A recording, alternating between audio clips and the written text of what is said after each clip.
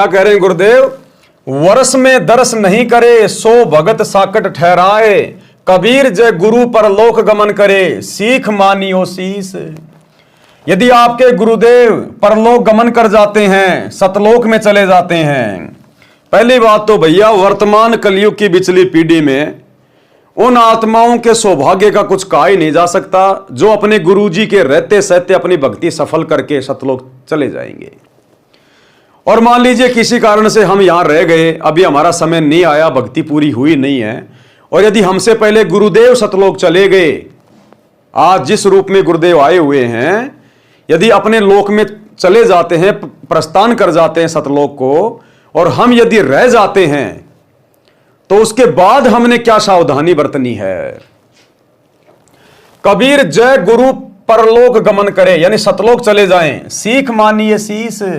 उसके बाद हमने केवल गुरु जी की शिक्षाओं पे चलना है, उनकी प्रत्येक मर्यादा में रहकर, प्रत्येक आज्ञा का पालन करके, जो उन्होंने हमें बताया, समझाया, सिखाया, जिस कारण से हमारा मोक्ष होगा, हमने उनकी प्रत्येक मर्यादाओं को, उनकी आज्ञा मानकर हमने आजीवन करते रहना। नाम को खंड नहीं होने देना, मर्यादा नहीं टूटनी चाहिए। केवल गुरु की आज्ञा की बात हो रही है, किसी भगत की देखा देखी नहीं करना, गुरु के परिवार की बातें मान के नहीं चलना, किसी कोऑर्डिनेटर की बातों में आके नहीं भक्ति करनी। गुरु के ज्ञान आधार से तोल लेना। आपको जो मर्जी कोई आज्ञा दे, कोई आदेश दे, कुछ भी कहे, उसके आदेश को अपने गुरुजी के सत्संग से विचार कर लेना कि यह सही है या गलत है, उसके बाद ही भक्ति पे वो कदम आगे रखना। तो कहते हैं कबीर जय गुरु सतलोक गमन करे, सीख मानिए शीस। और हरदम गुरु को साथ जानकर सुमरो नित जगदीश। और हमेशा अपने गुरुजी को शब्द रूप में अपने साथ में मानिए कि मेरे गुरुजी गए कहीं नहीं है, ये तो शब्द स्वरूपी राम है, ये कहां जाएंगे? इनका एक पैर सतलोक में, एक पैर इस पृथ्वी लोक पर। अगर गुरु पृथ्वी छोड़ के चला गया तो जीव भक्ति कर ही नहीं सकता। कहते हैं आग लगी आकाश में, झड़झड़ पड़े अंगार, और सतगुरु ना हो धरती पर तो जल मरे संसार। तो सतगुरु हमेशा हमारे साथ में रहेंगे। ये तो काललोक के नियम अनुसार, विधान अनुसार जो स्वयं इस परमात्मा ने बनाया है कि यार ना कोई अमर है ना कोई अमर रहेगा, ये तो मृत्यु लोक है। और हमारे गुरुदेव भी एक संत की भूमिका कर रहे हैं, एक इंसान रूप में आके संत की भूमिका कर रहे हैं। तो इंसान की जितनी उम्र होती है उस उम्र को पूरा करके गुरुदेव ने भी यहां की मर्यादाओं को बनाए रखते हुए यहां से जाना पड़ता है। तो गुरुदेव के जाने के बाद हमने उनकी प्रत्येक आज्ञा और मर्यादा में रह के भक्ति करनी है। एक क्षण के लिए भी हमारे अंदर यह भाव नहीं आना चाहिए कि मेरे गुरुजी मुझे छोड़ के गए। अगर यह मन में आ गया, आंखों से आंसू भी आ गए आपके, किस बात को लेकर कि गुरुजी छोड़ के चले गए, गुरुजी छोड़ के चले गए, इस बात को लेकर आंखों में आंसू नहीं आने चाहिए। बाकी गुरुजी के प्रेम में चाहे लाख रो, दिन रात रो, उससे हमारी भक्ति बढ़ेगी। और अगर यह सोचकर कि अब मेरा क्या होगा, हे भगवान मैं सतलोक जा पाऊंगा नहीं जा पाऊंगा, गुरुजी तो गए, ये लो अब क्या होगा, तो फिर वो भगत फैल है। और बाकी जब गुरुजी सतलोक जा रहे हैं तो उनके प्यार में रहो, उनसे प्रार्थना करो कि हे गुरुदेव भगवान अपने दास के ऊपर दया करना, मेहर करना मालिक, हे बंदी छोड़ मेरे घर पर, मेरे घट में शब्द रूप में सदा विराजमान रहना गुरुदेव, मुझे आशीर्वाद देना, मुझे हिम्मत देना गुरुदेव कि मैं शौपन में भी कभी आपकी मर्यादा ना तोड़ूं। हे परमात्मा मुझ निज पर विशेष दया रखना। यह कहकर प्रार्थना करते हुए रोइए आप, चाहे गुरुदेव के जाते समय रोइए, उनके बाद में रोइए, आज रोइए, अभी रोइए, कोई दिक्कत नहीं, वो रोना हमारे हित में, हमारे फायदे में। लेकिन मन में यह सोचकर कि लो जी गुरुजी तो गए, अब मेरा क्या होगा, फिर वो भगत फैल है, क्योंकि वो फिर ज्ञान आधारी नहीं है। तो क्या कह रहे हैं कि हमेशा अपने गुरुदेव को सतलोक गमन के बाद शब्द रूप में अपने साथ में समझना चाहिए। भाई और बहनों, यह बहुत विशेष पॉइंट है। और जिस दिन गुरुदेव भगवान यहां से गमन करेंगे वो हमारी एक और परीक्षा होगी कि कितने भक्तों के मन में कच्चापन आएगा कि लो जी गुरुजी तो गए, अब तो हो गया हमारा मोक्ष।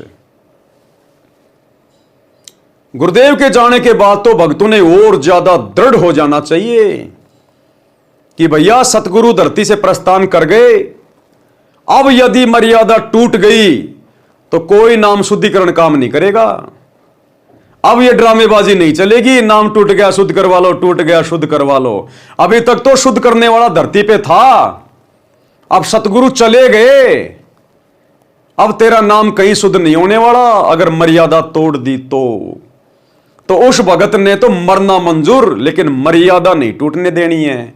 तब कहीं जाकर सतगुरु उसका हाथ पकड़ के सतलोक में लेगा।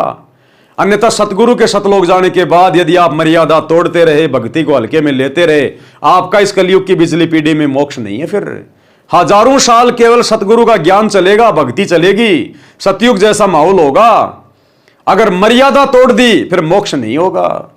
इसलिए सतगुरु के सतलोक गमन के बाद तो भगत ने चौतरफा सावधान होकर भक्ति करनी चाहिए और सदा शब्द रूप में गुरु जी को अपने साथ में मानना चाहिए कि मेरे गुरु कहीं नहीं गए, मेरे गुरु मेरे साथ शब्द रूप में। और गुरु को शब्द रूप में वही मानेगा जो साध संगति से जुड़ा होगा, जो गुरु को इष्ट मान चुका होगा। क्योंकि आज 10 साल से हमारे गुरुदेव हिसार जेल में बैठे हैं, हम उनको हिसार जेल में नहीं देख रहे। हमने तो गुरु का घर घर में आसन लगा दिया, बेड लगा दिया, रोजाना भोग लगा रहे हैं अपने बाप को, रोजाना उनकी चरण सेवा कर रहे हैं।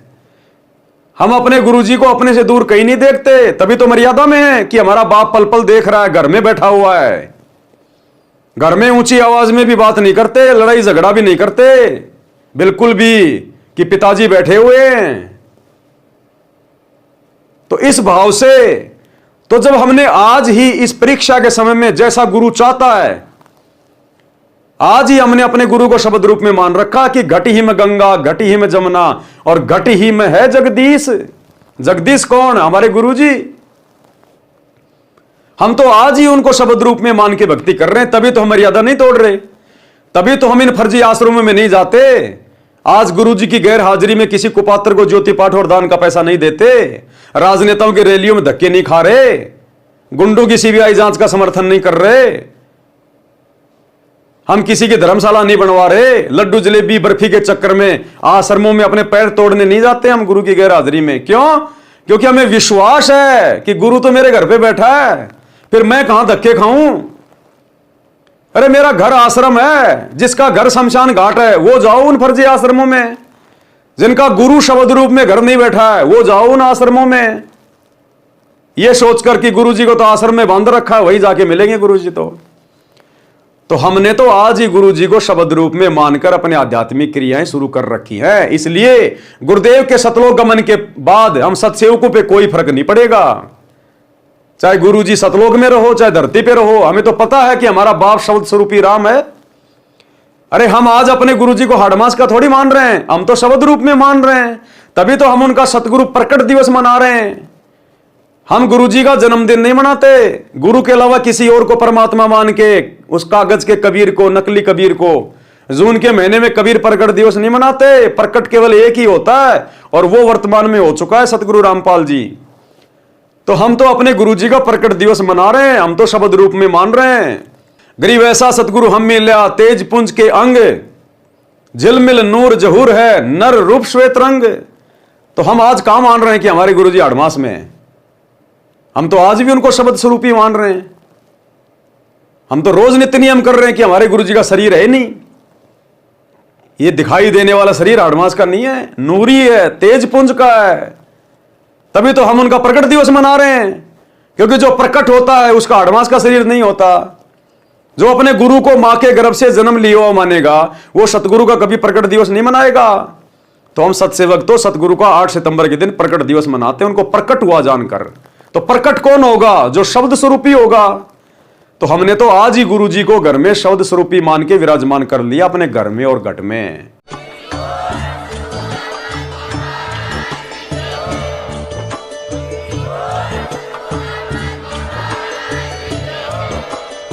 भाई जो गुरु बचन पे डट गे, कट गे फंद 84 के, कट गे फंद 84 के, कट गे फंद 84 के।